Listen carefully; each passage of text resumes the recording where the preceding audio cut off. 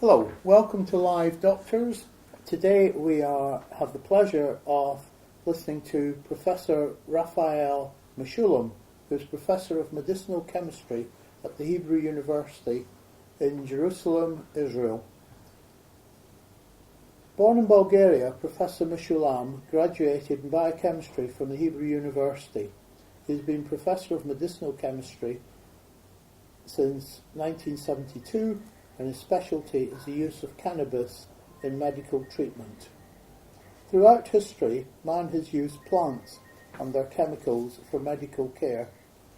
50 years ago, Professor Mechoulam isolated and made the main active ingredient of cannabis, THC. Hello. Hello. If you can give us some idea of 50 years, the last 50 years in a nutshell, what you've been doing. Well, we started our work, as you say, 50, even more, years ago on cannabis. I'm a natural products chemist. I work with natural products. Yeah. And I was looking for natural products that have not been well evaluated and may possibly used as drugs or for biological purposes.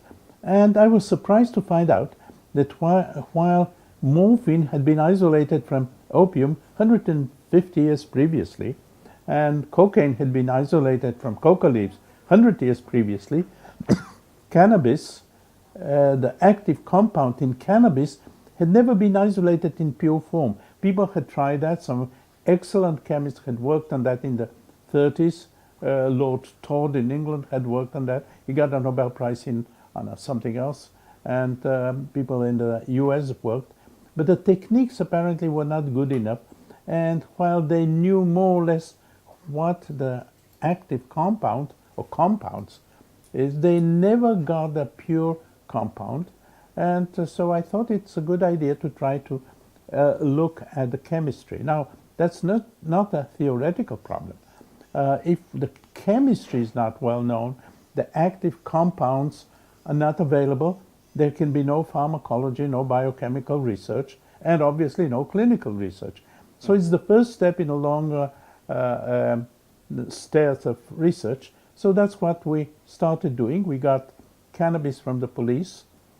It turned out that we broke the law. We didn't know that. And the police broke the law, and we should have ended in prison. But we should have got... Just as well you didn't. Well, yes. Well, in a small country, the Ministry of Health learned about our work and said, hey, you're breaking the law. Yeah. Now, in the US, I may have ended in prison, really. So I had to go to the Ministry of Health and said, look, I didn't know that you're in charge, not the police. Please forgive me. And they said, okay, don't forget. And since then, when I needed cannabis, I would go to the ministry, drink a cup of coffee with the people there. That happened sometimes to be my ex-students, and then take the piece of paper that they signed, take it to the police, and the police will give me hashish as much as I wanted.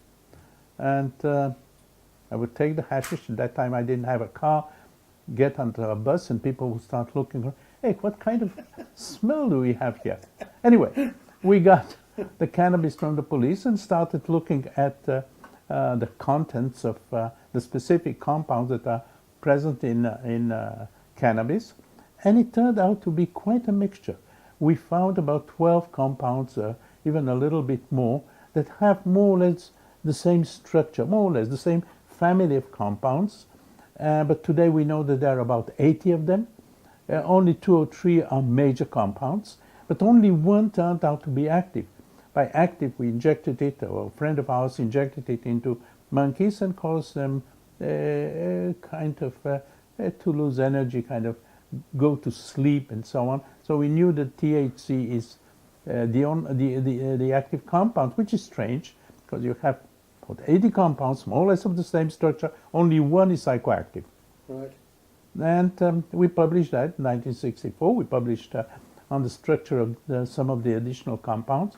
There was very little interest at that time, essentially no interest. Right. We asked for a grant to go on. We had previously asked for a grant from NIH, and they said, no, it's this is not relevant to the US. Nobody uses marijuana here.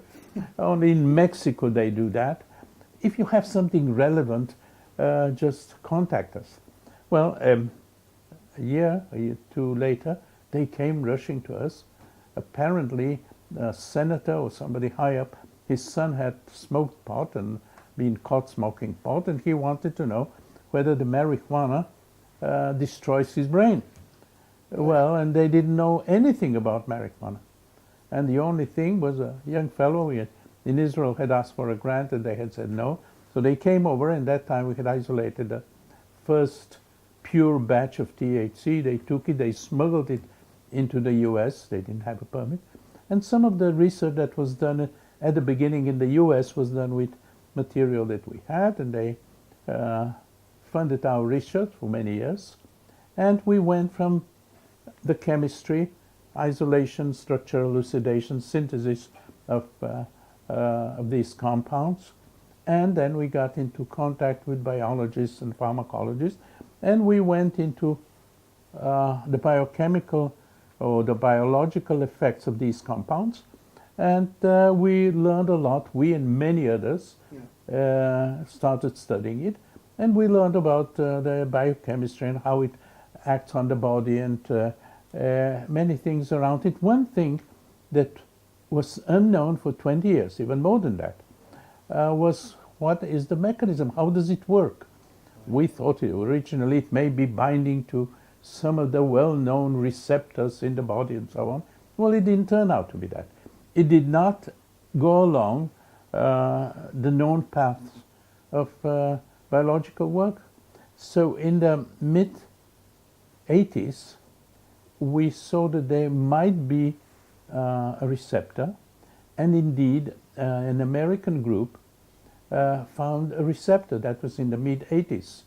Right. Now, receptors that are present in our body, and a lot of the compounds present in our body act through receptors, don't exist because there is a plant out there. Yeah. They exist because we produce compounds that activate them. So I said, okay, if there is a receptor, there should be compounds that activate them. THC by chance does the same thing, but it mimics something that our body makes. So we started looking for the compounds that are present in the body, endogenous compounds, if you wish, and we found in 1992, 1995, quite 20 years ago, more than 20 years ago, we found two compounds completely different in structure than THC, but doing exactly the same. THC mimics the activity of these two compounds, endogenous cannabinoids, if you wish, and one difference, it acts for a longer period of time. It acts for a couple of hours. These compounds are not present in the body normally. They are formed when and when needed, and then they act. Let's say somebody is in pain, the body starts producing one of these compounds called anandamide. We called it anandamide. And then when it has worked or has done whatever it has to do on pain, it's broken down. Right. THC stays around for a much longer time. Right. And we found these two compounds. One of them we called anandamide. Ananda in Sanskrit is joy, happiness, and so on. Right. We thought of giving it a Hebrew name, but there are not too many Hebrew names for joy. I mean, people here don't like to be sorrow. We wanted something that's happiness, extreme happiness. Right. So we took a Sanskrit name. Anyway, so these two compounds, now there has been a lot of work on these two compounds, right, because that's a new neurochemical system. It should have been discovered 50 years ago, but it was not. So each individual person is producing happiness drugs for themselves for the short term. Yes. Well, we thought that it does only that, but it does a huge number of other things. Yeah. The endocannabinoid system, which involves the two compounds we discovered and the receptors that were found, there are two receptors now, and the enzymes that synthesize them and break them down, and THC, all this is a system. Yeah. And this system is quite complicated.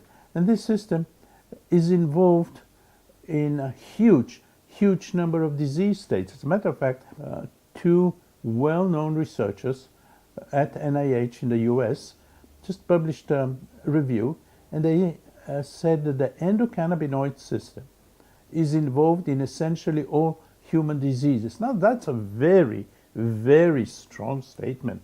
Never seen anything like that before. And the reason is that these compounds, the endogenous cannabinoids, regulate to a certain extent the action of the other neurotransmitters, or some of the other neurotransmitters in the body. And they have activities of their own. So they're very much involved in a lot of activities and in a lot of diseases. So there has been a lot of work on the scientific basis of these diseases, of these compounds and their actions on diseases. So we've been involved in many of these research projects with collaborators in Israel, collaborators all over. In the UK we have collaborators, in the US, Canada, Italy, Spain. Right. So you're now treating patients with cannabis products? Well, that's one part of what we're doing. I'm not a physician, so I collaborate with clinicians looking at the activities of the compounds found in cannabis. Now, there are two main compounds. THC, that produces the psychoactivity, and so one should give very small amounts, and cannabidiol, which does not produce any psychoactivity and can be given at very high levels because it does not cause any major side effects. Right. And just as an example, the first time we did a clinical work with collaborators in Brazil in epilepsy, we found that after work on mice, of course, we gave a clinical trial. 8 patients got a placebo, so 8 patients got a material, and we could stop in about 50% of the patients, 4 out of 8, we could stop their epileptic attacks. 3 out of the 8 had much less, and 1, it didn't affect him at all. Right. And we published that, and I thought, well, now that there is some initial work, people will go ahead and look at these compounds on a much larger scale. I mean, as an academic, I can't do much more. Yeah. Nothing happened 35 years. Now that's a shame, because we could have, or our observations could have helped a lot of children, adults. Now, parents in the US discovered that if they gave their children that had epilepsy, pediatric epilepsy, and it's a very unpleasant situation, if they gave them cannabis with high doses of cannabidiol, they could affect the epileptic attacks. Right. So the only place in the US at that time, 3 or 4 years ago, was I think Colorado, and they moved to Colorado and started giving them, and it seems to work. Right. So now there is a clinical trial on a large scale. Now, why did we have to wait 35 years? I mean, the hundreds, thousands of children could have been helped. Yeah. Do you think it's to do with the taboo that cannabis is related to people smoking marijuana? Every country in the world has declared it illegal, although many countries are now making medical exemptions for the use of cannabis. Do you think the public's attitude needs to change and regard smoking it as one thing, but the actual cannabis as a drug should be totally separate, as a medical drug, should be considered totally separate and maybe legalized separately? You're completely right. Yeah. There should be a complete separation, between medical cannabis and recreational cannabis. Yeah. Medical cannabis should be regulated according to medical rules. Yeah. If somebody goes to a physician, he doesn't tell him just take antibiotics, bye-bye. He will tell him exactly what to take, what the doses are, how long he should take it, how he should take it, and so on. So in many places they think that medical marijuana is just a drug, take it and go away. No, it should be regulated according to well-established medical regulations, Principles. Yeah. the medical principles. I mean, we've had that now for 200 years. Yeah. And Similarly, heroin is used illegally. Heroin's also used legally, medically. yeah, so we should have a medical regulation, exact doses, and not everything is good for every disease. Cannabidiol is good, as I said previously, for epilepsy. Yeah. THC is good for post-trauma. Right. Things of that sort. Pain, both compounds are active. Cancer, I am not sure we can speak about it. Yeah. But that's the medical part. The recreational part is a social issue. Sure. Completely a social issue. If the population in a certain country thinks that it should be allowed, then okay, it should be allowed. It's a social issue. Populations have decided many years ago that tobacco is allowed, Yeah. although it's a toxic compound, a very Caffeine. toxic. Yeah, or alcohol, 50% alcohol in whiskey. Oh yes, it's allowed. Yeah. But that's a social issue. It has nothing to do with you had asked the medical people, or asked the medical people, should tobacco be allowed? The medical people would say no. But that's a medical decision. Things of this sort are social issues and have to be decided on a different basis. So one should see a complete separation. Clinically, you've dealt with epilepsy.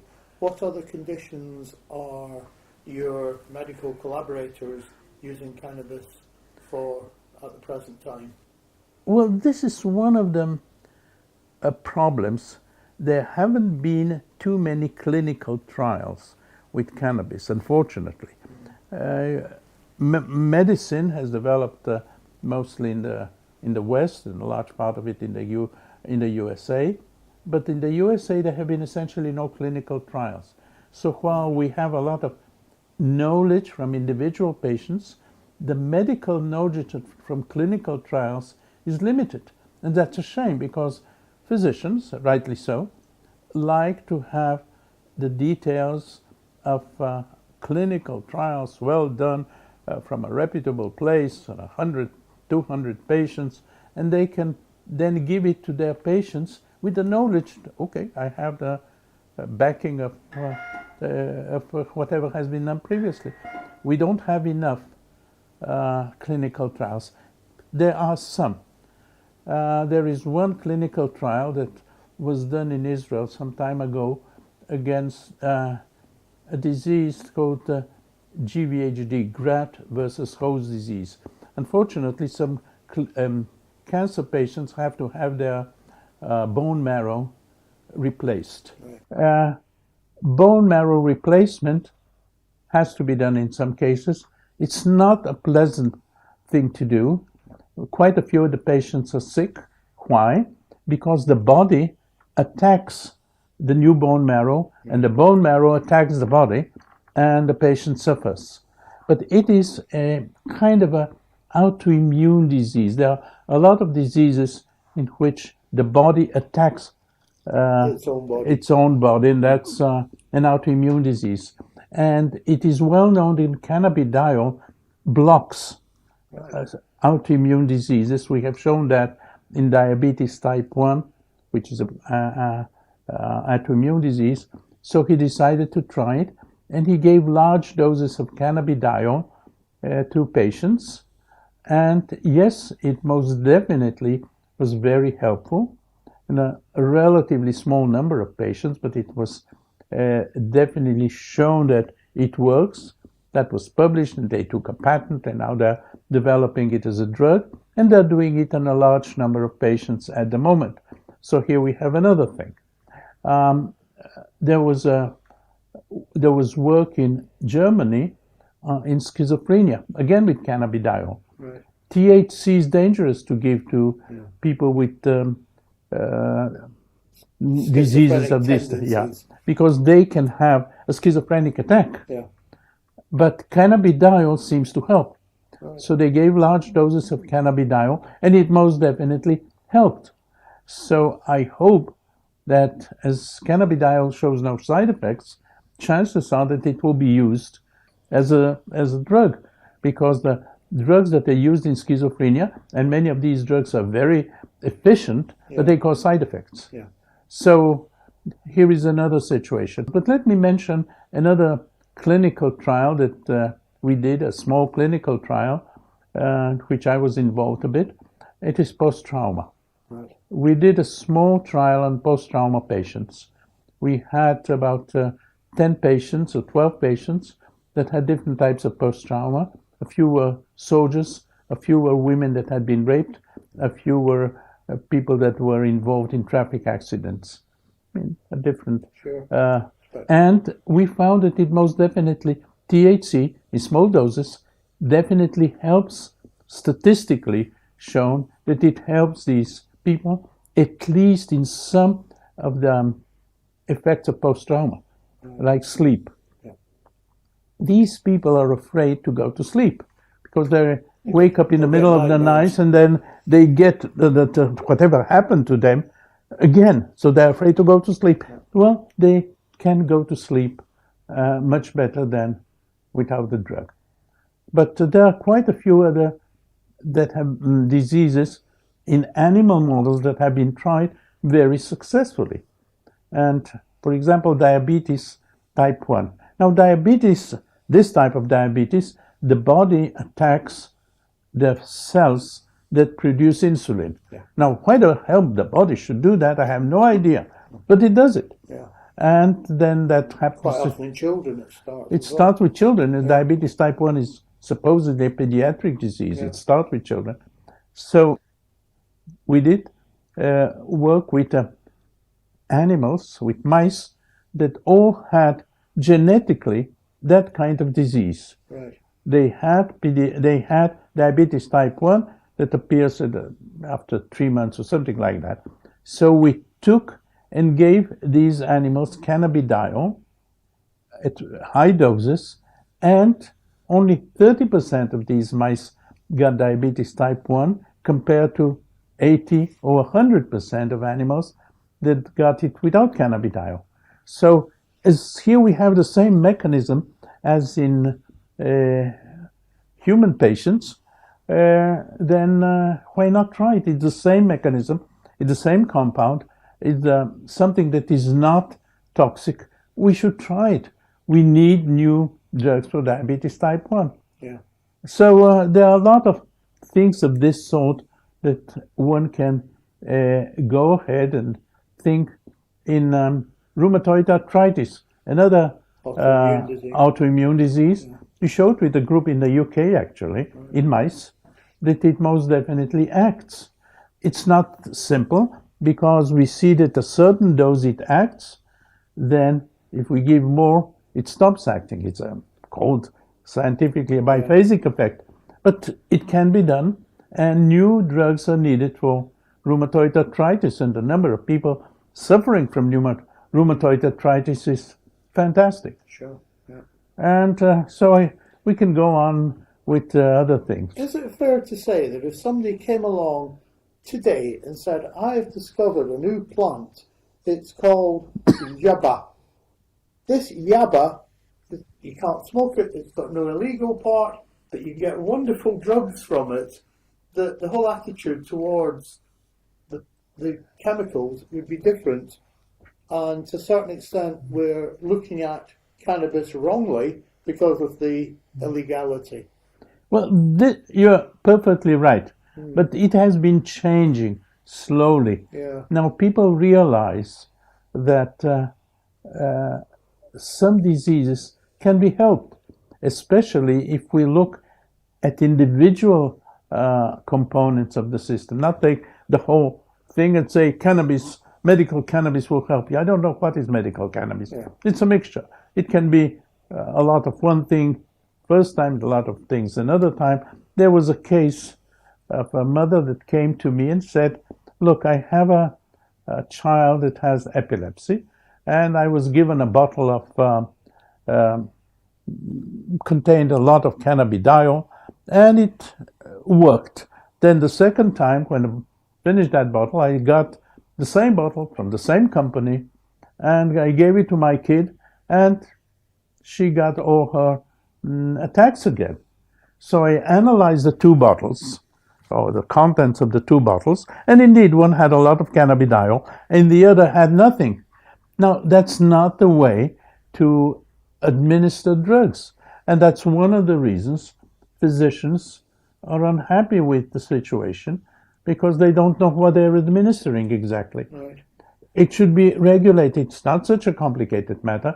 It should be well regulated so that a patient or the physician and the physician should know what they are giving to the patient. Yeah. Neither the patient nor the physicians are happy when they have to give something with a lot of question marks. Sure. Is the pharmaceutical industry worldwide taking on board the need for purifying drugs from cannabis? Well, yes and no. Cannabidiol cannot be patented, so they are not spending money on cannabidiol, which is unfortunate. Yeah. But on the other hand, I'll go a little bit into science. There are two receptors, CB1 and CB2. Acting when the CB1 receptor starts to act, it causes the psychoactivity, and which is not desirable from a medical point of view, definitely. Yeah. The activation of CB2 does not do that. Activation of CB2 causes only, I would say, positive effects. It's more or less parallel to the immune system. And so companies, to the best of my knowledge, are developing compounds that act only on the CB2 receptor, which is seems to be compounds that act on the CB2 receptor alone, very, very promising, especially in inflammations, various kinds of inflammations. So I think that we shall have new CB2 cannabinoid drugs on the market shortly. I know that Roche, major pharmaceutical company, is developing compounds of that sort. There have been other trials with working on the enzymes and so on. So the companies are trying. I believe that we shall have cannabinoid drugs on the market within several years. You mentioned Roche have done some trials, but are there any other companies around the world that are doing work on producing possibly commercially available drugs from cannabis? Well, I know that some companies are developing new drugs. Yeah. A company with which we were associated worked on a compound of ours that has osteoporotic effect. I mean, it works against the osteoporosis. That's for thinning bones. Yes. What happened was that was a completely different research that we tried. Right. It was not associated with cannabinoids. By the time we ended, it was part of the cannabinoid system. Right. What happened was, it has been published, seems to be well known, that women in the Mediterranean area have less osteoporosis than women in the north, in Norway, let's say. And the reason for that was thought to be olive oil. Oh, right. Okay, if it's olive oil, then we looked at the main constituent of olive oil, of oleic acid, and it was not active. Then we thought maybe it's a derivative of oleic acid. Right. And so we thought, what are the possible derivatives? We synthesized a few compounds, and my colleague Itai Bar, the late Itai Bar, tested it, and he found that one of the compounds was extremely potent in mice against osteoporosis. And we started thinking, well, something's interesting here. The compound we synthesized, we looked for it, and it is found in bones. And it is found in bones, and women after the age of 50 or 55, when their reproductive system doesn't work anymore, then they get osteoporosis. Most women at that age and later have osteoporosis, not a serious one. Yeah. Sometimes they have serious osteoporosis, sometimes not. But the bone density is less. The bone density goes down. Exactly, we saw that happening in mice. Right. We saw that if we neutralize their reproductive system. After a few months, they get osteoporosis, very serious osteoporosis. So at that point, we started giving them the compound that is present in the bones. We synthesize it, of course. Yeah. The amounts in the bones are very small. We synthesize it. And yes, not only did we stop the osteoporosis, we actually saw that the bones go up. Right. And this particular compound blocks the enzymes that break down the bones. Now, it turns out that this compound is closely related, chemically and biologically, to one of the endogenous compounds, the cannabinoids. Right. So we started looking around, and it turned out that there are quite a lot of compounds in our body that are similar. And a lot of academic groups are looking at these compounds. There are about 150 compounds of this type. And those that we have looked into, and other people have looked into them, most definitely show activity. A couple of them are active in pain. A couple of them are active in appetite. Appetite is endocannabinoid system is extremely important in appetite. I think it's been used in terminal cancer patients, hasn't it? Tell you about cancer patients. That's a sad story. Anyway, it's in appetite. If we take, so to complete this story, these compounds that act on osteoporosis are endocannabinoid-like compounds, and the company is developing a derivative of these compounds is the anti-osteoporotic drug. Right. So here we can expect something happening. Now, you asked about cancer. Yeah. Here it's I don't find the right word. It's a sad situation. Thousands of patients are using medical cannabis against their cancer. And some of them report that it works very well, whatever that means. There hasn't been a single clinical trial with cannabinoids against any cancer. Now, that I don't understand. I mean, it's being used. Yeah. People say that it's effective. There are it's anecdotal evidence, but you need clinical trials. So people use medical cannabis against cancer without knowing what to do with it. Do we need a lot of THC? Do we need a lot of cannabidiol? We have done work with in one of the hospitals, as well as here with some of my neighbors that work on cannabis. Most definitely, both THC and CBD and many of the other, as I said, 100 compounds that are closely related to cannabis act on cancer cells, So we're working now in mice. But there is a difference. I mean, humans are not mice. Yeah. Until it's done in humans, we are not there. Now, why for having governments or whoever bodies that do work done anything in cancer? They say it's okay for cancer. What does it mean it's okay? I mean, I don't know what it is. People want results.